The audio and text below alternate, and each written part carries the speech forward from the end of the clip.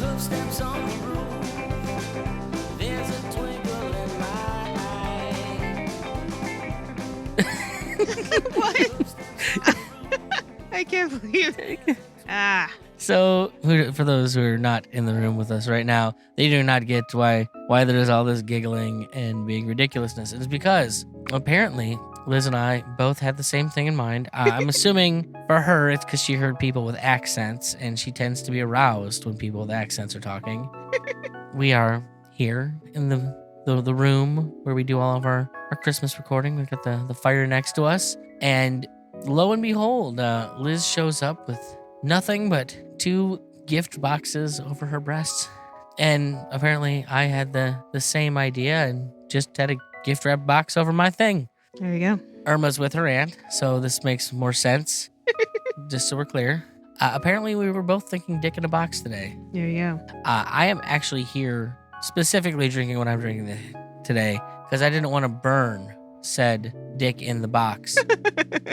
Yeah. When I invariably get sloshed and start spilling my drink. So I am enjoying this wonderful salted caramel White Russian, Ah, yes. which is salted caramel Kahlua, salted caramel vodka, half and half, and caramel sauce to garnish. Yeah, that caramel sauce might come in handy later. Just saying. It will not, because you know I don't like that on my skin. I guess technically it could go on yours. I'm not going to want to touch you, though, afterwards. So, Okay, fine. like, I can eat it off, but that's where it ends. I'm just gonna keep my ideas to myself then. I have a bourbon cocktail with a nice swirl of honey and some of that sage from the garden that is now living on our windowsill, happy inside where it's warm. So I do like thinking of you naked in the garden, so... yeah, I've had a couple of these already, which might explain the costume Yes. costumery here also a little. So there you go. I don't want to be a dick, though. I feel like maybe had a little wishful thinking going from the size of those boxes, honey. Hey, you know. I enjoy how you're built, but I mean, unless the real gift to me is that you finally went and had that surgery you've been talking about. Is that what this is about? No, but I figure, if you get to choose the size of the box and people can make whatever assumptions they're going to make, I mean, you might as well. I don't know what people I'm thinking of, hypothetical.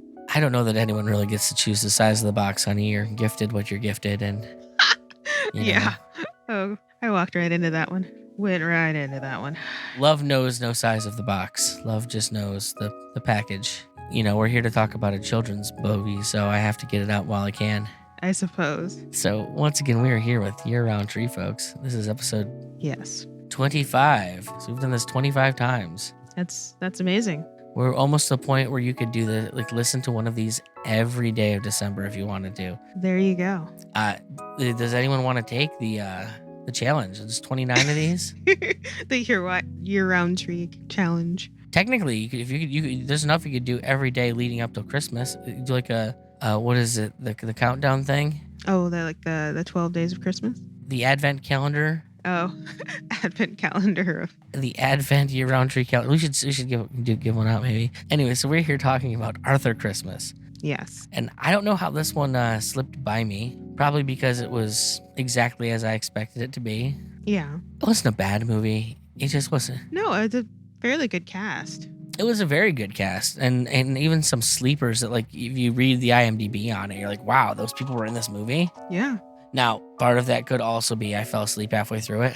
I mean, it probably didn't help. I'm gonna be honest. And I kept waking up. Like, I caught all of it in like bursts, and what I didn't catch all of, I could fill in the cracks because it was a very, very formulaic movie. And if you couldn't piece it together off of the first scene in the movie, you're probably really have never seen any kind of film or book or TV or hell music for that matter before. Like, 'cause it's literally as stereotypical little premise as you could possibly come up with. Yeah. But there's a certain degree of which you expect that in holiday movies because, it's a Santa story.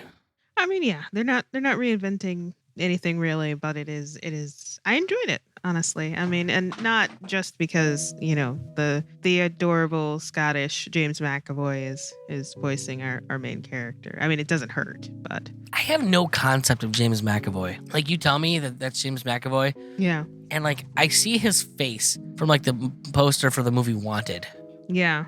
and that's all the experience of James McAvoy I have in my life. Well, that's fine. I know him as Mr. Tumnus and the guy from Penelope. So, No, not ringing a bell.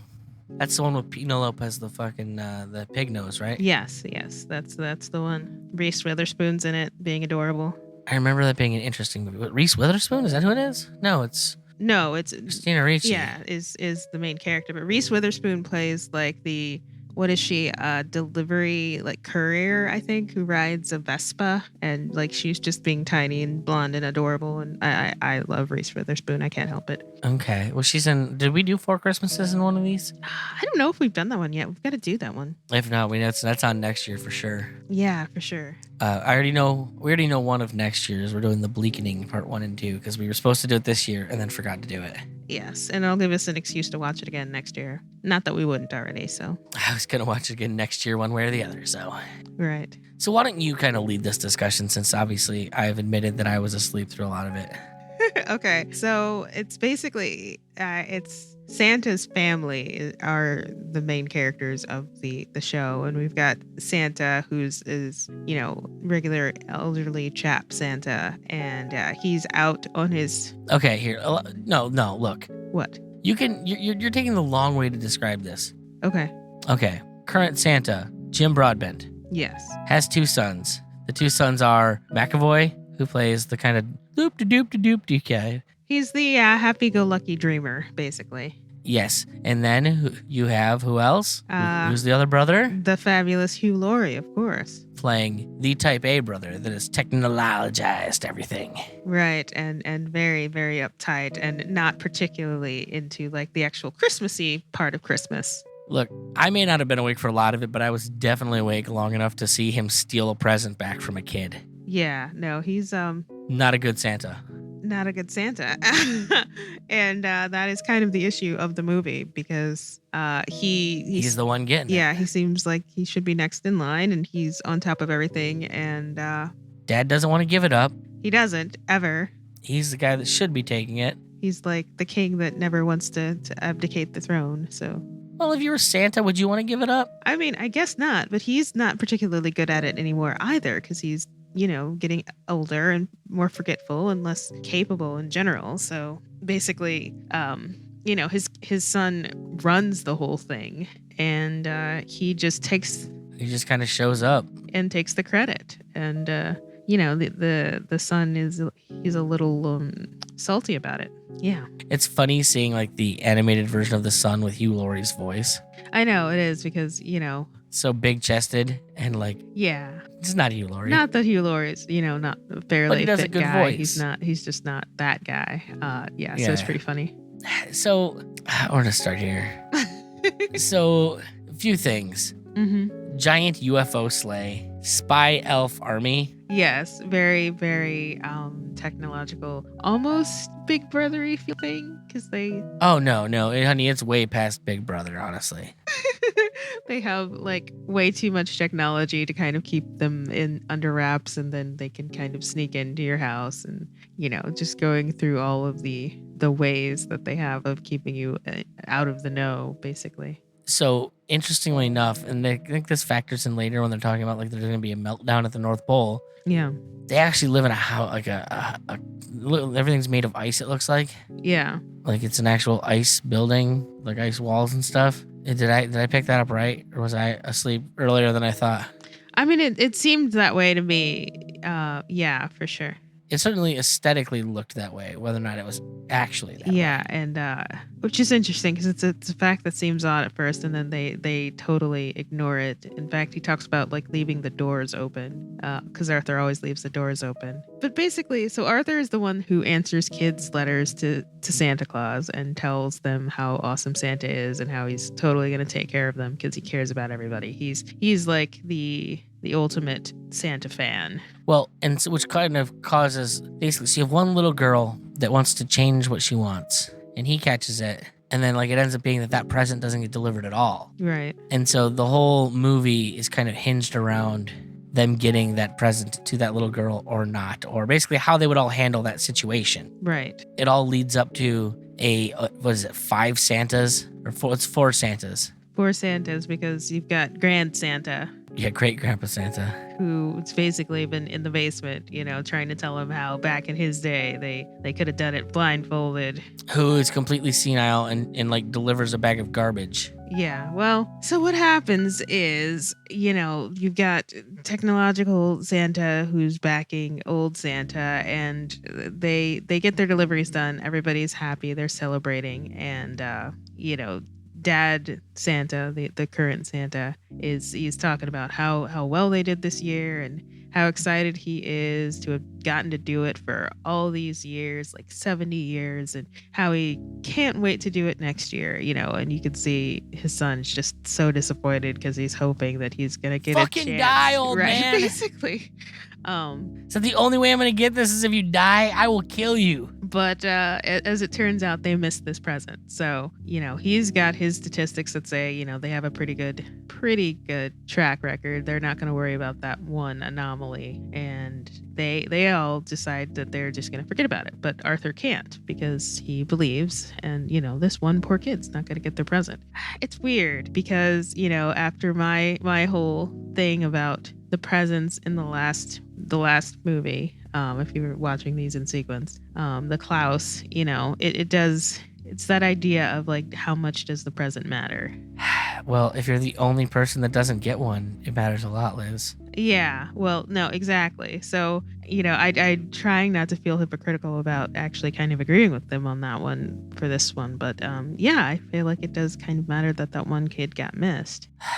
Well, it's because it starts with one kid. Yeah. And then that one kid doesn't believe in Santa. Yeah, and then it spread. And then another, and then another, and then another. I think what made this one interesting, though, is because of the family dynamic. It's not just, that Arthur believes in Santa. It's that, he believes that his dad is this really admirable person that, of course, cares about, doing things right for everyone. And he believes in that so much that he's willing to put himself on the line to make sure it gets done, sort of in his dad's name, because of course that's what his dad would want done. And as the movie goes on, he kind of realizes that his dad isn't actually that guy, that the idea of Santa is something different. Well, it's almost like a more complicated version of what they did with Noel for last year. Yeah, actually, yeah. Where like, you might be Santa, but like Santa's a feeling. Like, the person who's really Santa is the one who understands what Santa's about. Yeah. And, maybe Broadbent's character got it at one point, but he sure doesn't anymore. And Steve doesn't get it. It's the person who genuinely gets the point of Santa and what Santa truly is at its core is Arthur. Yeah. And like, there is a beautiful scene at the end of the movie, like the culmination where they give the gift to the little girl, Mm-hmm. and she gets her bike, and they're all stuffed in a closet together watching the whole moment unfold, and they all very quickly realize that the only person in that room that genuinely gives a shit about what's going on is Arthur. So it's it's interesting. It's when you find that person, it's undeniable. Yeah. Everyone is going to understand it because, I tried to steal a bike from a child today. Like, clearly I'm not that guy. Yeah. My dad did everything in his power to defeat his own sons. So clearly he's not that guy. And yeah, other grandpa's just senile. Yeah, and only cares about, sort of showing up the whippersnappers who weren't there back in the day. I mean, I didn't watch enough of the movie to grasp that. Really, he just seemed senile. Yeah. And wanted another go round for the hell of another go round. Well, no, because he goes out with Arthur, initially kind of hinting at the idea that, he wants to support him in getting this thing done that he wants done, and they should take the way. But, when the camera on the old sleigh gets damaged, he just freaks out because he wanted to get a picture of himself with the thing in the chimney to show him that he with his old sleigh he got it done when those youngerns couldn't get it done. So Yeah. Well, and that's kind of like the big of the movie, and that they're out in the old sleigh, which doesn't have the modern tech, and so they're picked up by NORAD Yeah. and like they're going to shoot them out of the sky.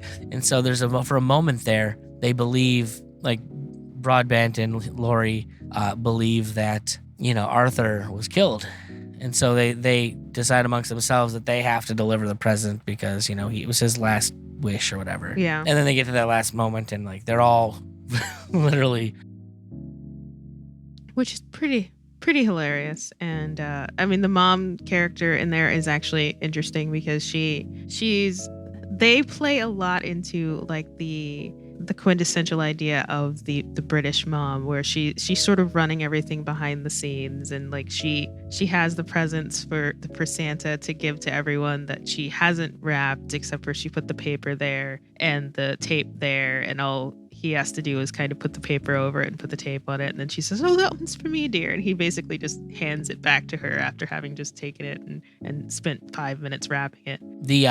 There's a great climax to the movie where Arthur is almost there, and like and he's like, how do we get this? So he takes the present, which is the bike, rips off the packaging, and then starts tearing through the snow riding this undersized bicycle. It's pretty hilarious, image wise. Well, especially since halfway through it, the elf says, I can't let you deliver an unwrapped present. And so as they're going, they're progressively like starts wrapping the bike as they're riding it. So it'll in a certain point, like he's riding it on the back on a wheelie and like doing flips through the air so that they can like grab different parts of it. Until the last, they like flip it through a window to get, and he's wrapping the last wing in the air, and like it gets caught in the elf gets caught in a tree. And he, go on without me. Yeah, it's pretty funny. It's a silly movie, and like if you have kids, I'm sure did Irma seem to like it?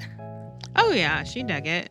I mean, it's definitely that thing, and they make all the characters, fairly likable, and there's a lot of silly visual jokes and all that stuff. There's a lot of, I guess, kind of British jokes if you're into the culture, and yeah. Well, and I think that was a big thing. Like, it just didn't grab me. Like, I'm not a British culture person like you are. Like, I like some British stuff, but like ultimately, it's just stuff. That's fair. I don't focus on the Britishness of it. And it did seem like there's a fair amount of that. It doesn't hurt the translation.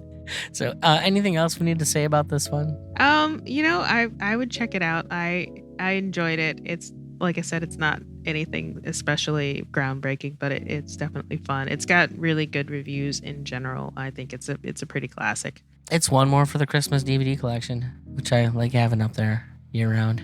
Yup. Right next to our year-round tree. Yeah. So, all right, honey. Well, we're gonna go and unwrap some presents, I guess. Yeah, there you go. Have a great night. Yeah, y'all have yourself a good holiday.